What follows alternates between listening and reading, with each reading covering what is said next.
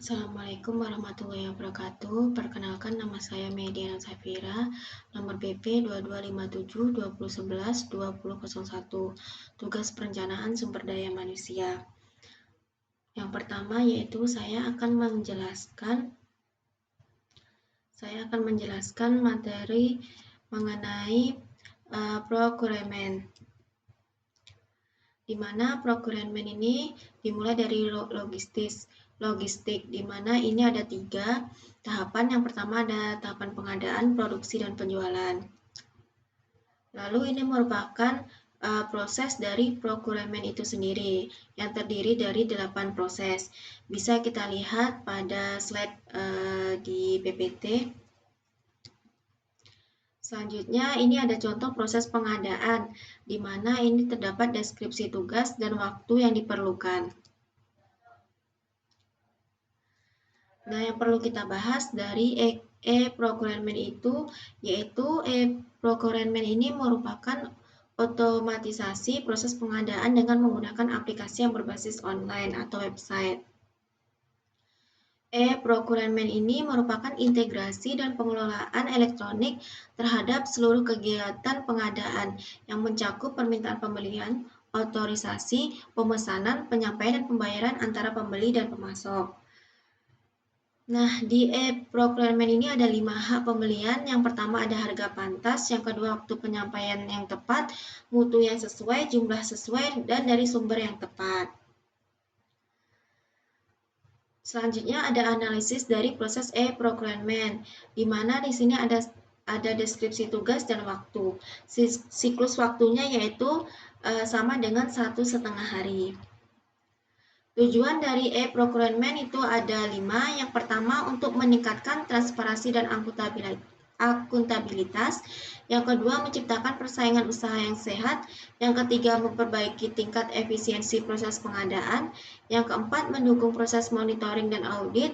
Dan yang kelima memenuhi kebutuhan akses informasi yang real time.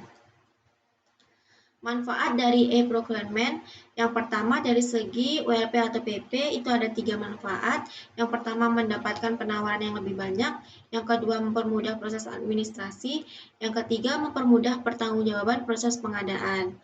Manfaat dari segi penyedia, yang pertama menciptakan persaingan usaha yang sehat, yang kedua memperluas peluang usaha, yang ketiga membuka kesempatan pelaku usaha mengikuti lelang, dan yang terakhir mengurangi biaya transportasi untuk mengikuti lelang. Sedangkan manfaat dari segi masyarakatnya itu memberikan kesempatan masyarakat luas untuk mengetahui proses pengadaan.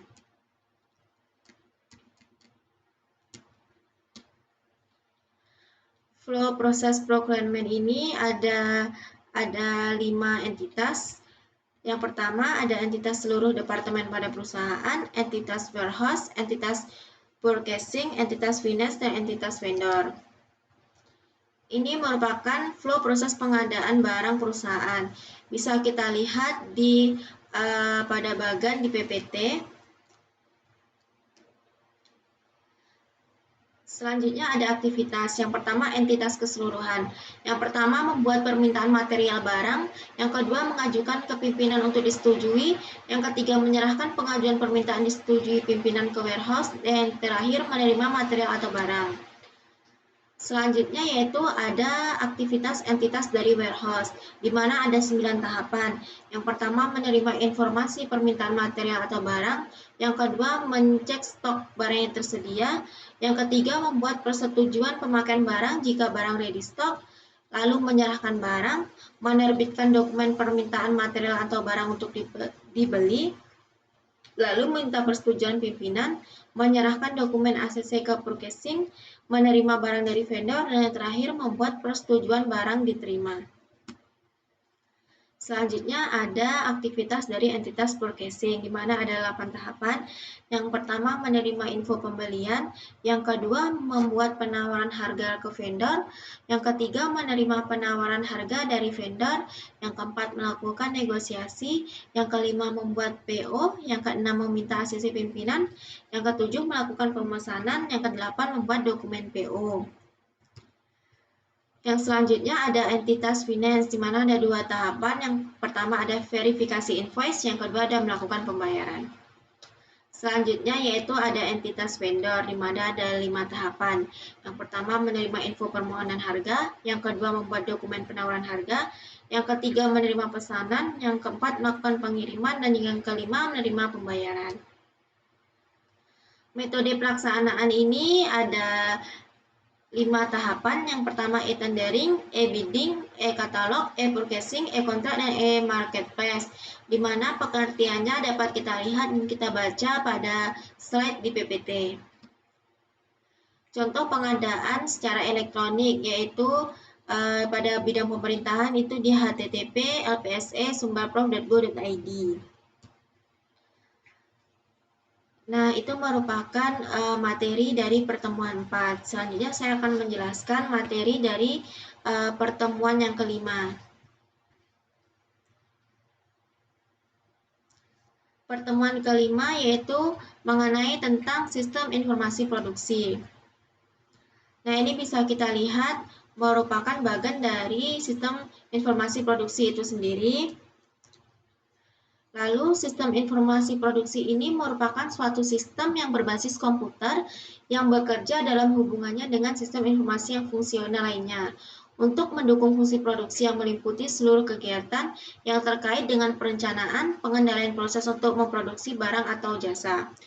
Ruang lingkup sistem informasi ini meliputi dari rencana produksi, rencana tenaga kerja, rencana kebutuhan bahan baku, dan sistem pengendalian produksi. Tujuan dari sistem informasi produksi itu sendiri yaitu yang pertama digunakan dalam merencanakan, monitoring, mengontrol proses produksi yang terjadi sehingga lebih efisien. Yang kedua menghasilkan efisiensi proses produksi, kontrol kualitas yang ketat, serta menghasilkan produk yang lebih bagus.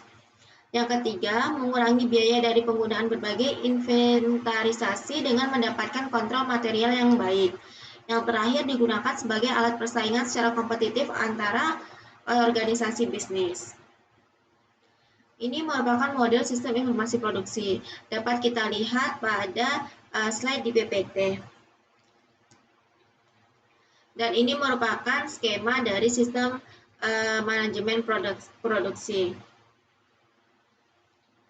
Selanjutnya yaitu data input internal. Data internal merupakan data intern dari sistem keseluruhan yang mendukung proses pengolahan data menjadi informasi yang berguna, meliputi sumber daya manusia, material, mesin, dan hal lainnya yang mendukung proses secara keseluruhan, seperti transportasi, kualitas material, frekuensi, perawatan, dan lain-lain. Selanjutnya ada data input eksternal, yang merupakan data yang berasal dari luar perusahaan yang mendukung proses pengelolaan data menjadi informasi yang berguna untuk perhitungan kos manufaktur mulai dari awal hingga akhir. Contohnya yaitu data pemasok, kebijakan pemerintahan UMR, listrik, dan lain-lain. Subsistem input. Yang pertama, sistem informasi akuntansi, di mana ini mengumpulkan data internal yang menjelaskan operasi manufaktur dan data lingkungan yang menjelaskan transaksi perusahaan dengan pemasok. Contoh, pegawai produksi memasukkan data ke dalam terminal dengan menggunakan kombinasi media yang dapat dibaca mesin dan keyboard. Yang kedua, ada sistem industri engineering, di mana merupakan analisis sistem yang terlatih khusus yang mempelajari operasi manufaktur dan membuat saran-saran perbaikan. Selanjutnya ada sistem intelijen manufaktur. Ini berfungsi agar manajemen manufaktur tetap mengetahui perkembangan terakhir mengenai sumber-sumber pekerja, material, dan mesin. Subsistem input, di mana informasi pekerja, manajemen manufaktur harus memperhatikan serikat pekerja yang mengorganisasikan para pekerja perusahaan, baik dalam sistem kontrak, tak berjangka, maupun borongan. Sistem formal manajemen manufaktur memulai arus informasi pekerja dengan menyiapkan permintaan pekerja yang dikirimkan ke Departemen Sumber Daya Manusia dan data dari berbagai elemen lingkungan yang menghubungkan kepada pihak pelamar. Subsistem output. Yang pertama ada sistem produksi, di mana yaitu segala hal yang bersangkutan dengan proses yang terjadi di setiap divisi kerja ataupun departemen yang mengukur produksi dalam hal waktu, menelusuri arus kerja dari satu langkah ke langkah berikutnya. Yang kedua ada sistem persediaan. Tingkat persediaan perusahaan sangat penting karena menggambarkan investasi yang besar, di mana suatu barang dipengaruhi oleh jumlah unit yang dipesan dari pemasok setiap kalinya. dan tingkat persediaan rata-rata diperkirakan dari separuh kuantitas pesanan ditambah safety stock. Selanjutnya ada sistem kualitas, di mana ini berhubungan dengan kualitas baik waktu, biaya, performa kerja, maupun pemilihan supplier. Fungsi dari subsistem kualitas ini yaitu untuk mengukur kualitas material saat material diubah. Selanjutnya ada sistem biaya, yaitu tujuannya yaitu untuk mencapai keuntungan dari hasil penjualan produknya. Oleh karena itu, sistem biaya ini tidak akan terlepas dari unsur-unsur lainnya. Subsistem biaya ini berfungsi untuk mengukur biaya yang terjadi selama proses produksi itu terjadi. Komputer dalam sistem fisik manufaktur. Yang pertama ada komputer Aid Design atau CAD. Ini merupakan komputer yang membantu merancang produk yang akan dimanufaktur oleh program komputer untuk menggambarkan suatu produk atau bagian dari suatu produk yang ingin digambarkan. Ini bisa diwakili dengan garis ataupun simbol. CAD juga bisa berupa gambar 2 dimensi ataupun 3 dimensi.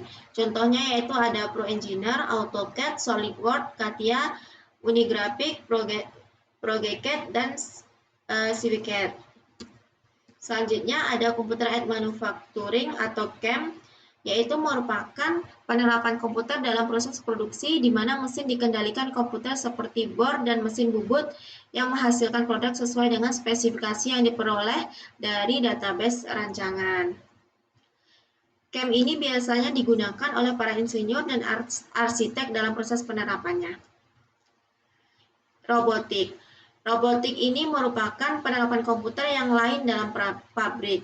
Alat ini dirancang otomatis untuk menjalankan tugas-tugas tertentu dalam proses manufaktur yang memungkinkan perusahaan memotong biaya dan mencapai tingkat kualitas tinggi digunakan untuk melakukan pekerjaan yang mengandung resiko, seperti melakukan pekerjaan di tempat yang bertemperatur tinggi. Sistem informasi manufaktur merupakan subsistem CBIS yang menyediakan informasi mengenai operasi produksi. Ini terdiri dari 5, RUP, MRP, MRP2, CIT, dan CIM. Itu merupakan penjelasan dari materi kelima mengenai produksi. Sekian presentasi dari saya. Jika ada salah dan kekurangan, saya mohon maaf. Saya akhiri, wabillahi taufiq wal hidayah. Assalamualaikum warahmatullahi wabarakatuh.